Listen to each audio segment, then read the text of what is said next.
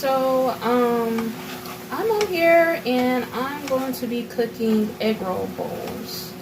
So it's based off of a Weight Watchers recipe. I'm not on Weight Watchers. It's just a lady I go to church with. She goes to Weight Watchers and they get recipes from time to time that's Weight Watchers friendly, I guess. And I adapt the recipe. Also, I did not have the ingredients that I would like to have, so I improvised. So right now I'm browning the meat. I use ground chicken. The recipe calls for ground pork, but I like to use ground turkey, but I like to use the leaner meats. I try to stay towards leaner meats, you know, and I go with a ground turkey. I actually thought it was originally had ground turkey in it, but it didn't. So, yeah, so while that is browning, they said cook it for about 7 to 8 minutes. So I'm going to go over the recipe with you. And I'm going to tell you how I adapt it. So, I'm just going to read it to you because I think it's too much of the certain.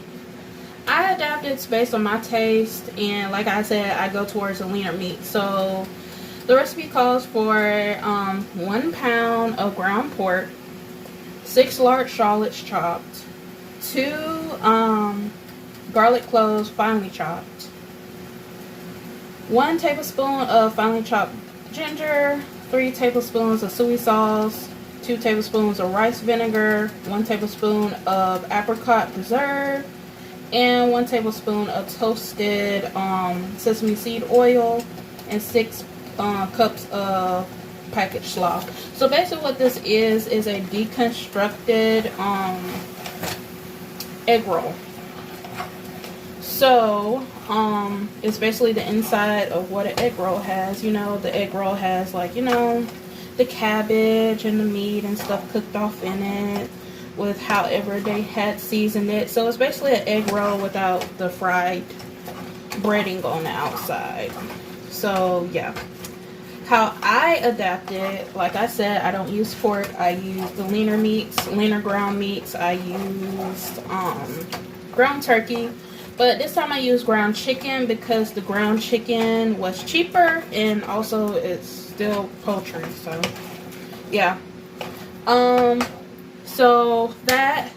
Also, I don't use soy sauce. Even though you can get the low sodium soy sauce, I use this Worcestershire sauce or whatever. I use this particular brand because I like the taste of it. So I use that instead of soy sauce because I think it tastes better with this recipe. So I'm going to put on this video the original recipe and my adaptation to it. Also, I like to use, instead of chopping my ginger, I like to use powdered ginger. And if, you know, you don't have your ingredients, you can use the powdered form of it. This time I had fresh ginger because it's cheaper that way. But it's not going to be finely chopped because ginger, you can't finely grate that unless you got a particular grater. And my grater is not that small. I had a bigger hole for my grater. So it wasn't as finely done. But basically what you do is you get the meat, you get your meat, your ginger, your onions or shallots, and then you get your garlic as well, or garlic powder. So I didn't have the fresh ingredients, so I did garlic powder, garlic salt. I like this brand for my powdered stuff because it tastes better.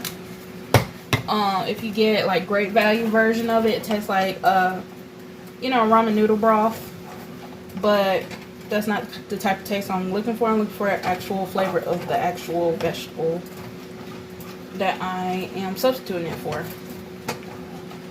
So I like to use that brand for my particular onion and garlic powder.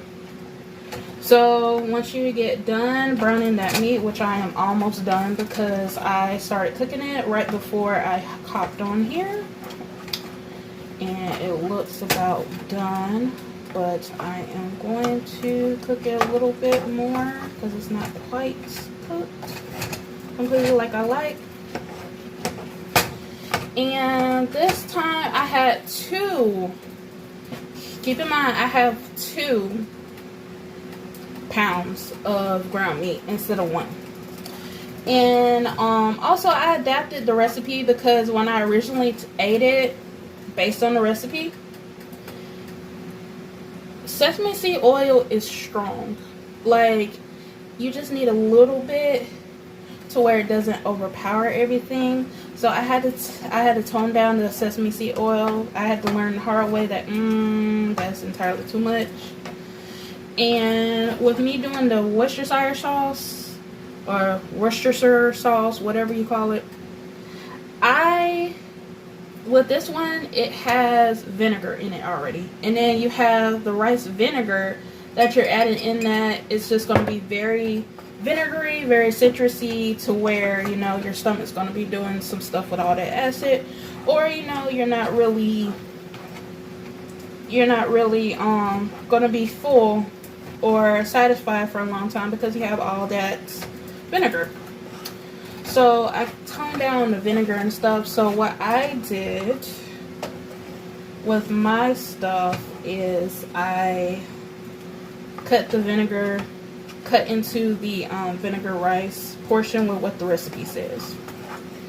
And this is pretty much finished. Let me put this in a drainer.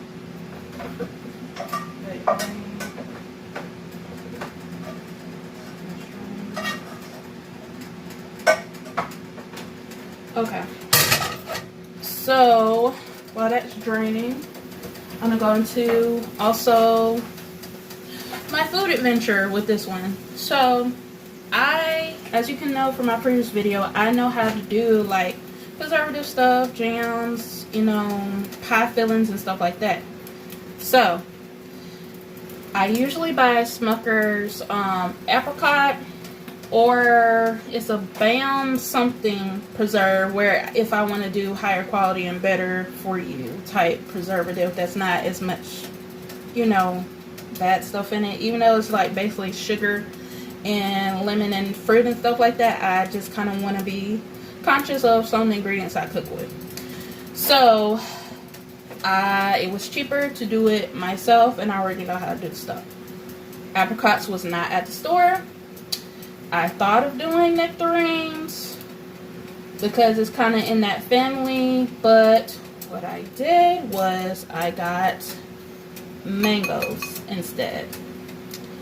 So what I did was I got 1 mango, and with the preserve, it has that little tangy tart part with the lemon and the sugar and stuff like that, like being a jam or whatnot. Turn this down. And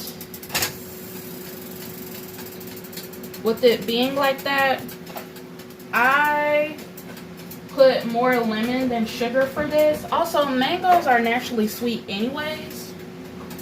It naturally has a whole lot of sugar in it. So what I did was I pretty much put like 2 tablespoons of lemon because I want that tartness in it.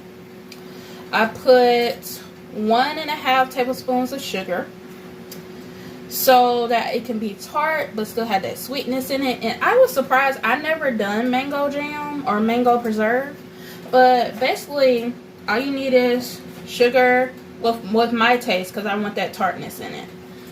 Sugar, lemon, and put it on the stove, cook it down.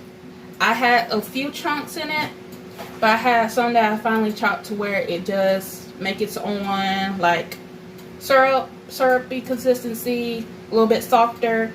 But I cooked it for about 1 to 2 minutes, you know, constantly stirring and stuff. And usually when you're making any type of jam or preserve, you get water involved with it. You get cornstarch involved.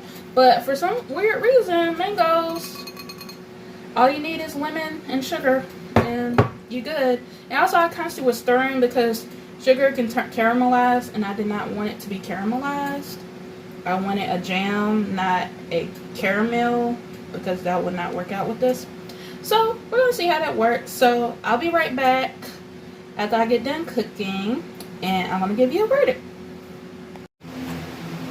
Alright, y'all, here I go with the mango preserve instead of the apricot. And also, I forgot, another thing I adapted is I got broccoli slaw instead of coleslaw slaw. Basically you get the slaw mix. You don't get the stuff with the mayonnaise and all that stuff. Oh no, I don't do mayonnaise.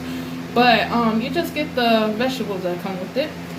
Put the meat on top. Some people cook it to where they cook it warmed up together. I think it gets real nasty and greasy when you cook it together like that. What I like to do is just put the slaw on the bottom, put the meat on top, heat it up a little bit, kind of warm it a little bit, but don't have all that nasty grease and oil trying to cook it all together.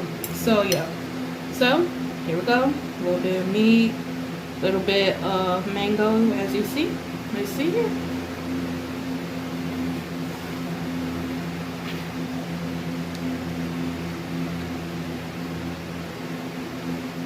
That's good. That's good. It's good. Okay. Okay. That's good. I'm sorry. There's nothing else I can say. It's good. I like that lightness to the ground chicken. The slaw. And I'm not a salad eater. I hate salad. I only do salad if it's like spinach and put some like fruit on top of it and eat it like that. Like, I eat salad the healthy way. I'm gonna be honest. I don't do vinaigrettes. I don't do slaw or anything like that. I just let the fruit be the dressing for it. So I don't eat salad with like meats or anything like that. But this is pretty close to eating like a salad, you know, but with meat on top. But it's real good. I like that little sweet, tart part that the mango does. And I was kind of nervous about the mango because, you know, mangoes can be like really soft and creamy type taste. Like this would be mangoes could be perfect for like ice cream and stuff. But yeah, it's really good.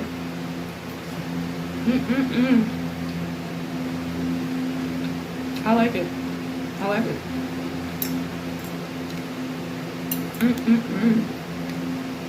So y'all, I'm about to eat this. Y'all going about your way, but I'm gonna put down here what I use for what tastes good and everything, so y'all can try it yourself or adapt it. That's a beautiful thing about recipes. You can adapt it to your taste and what you want and what you like. Like, I didn't go by the original one, so I'm gonna put my alterations and the actual recipes. I'm gonna put the measurements and all. So yeah, I hope y'all try this out because it's good. It is good. So y'all, I gotta go eat in peace with this bowl of slaw, with that sweet, that little in the back, with the mango, with that lemon mango. All right, bye y'all.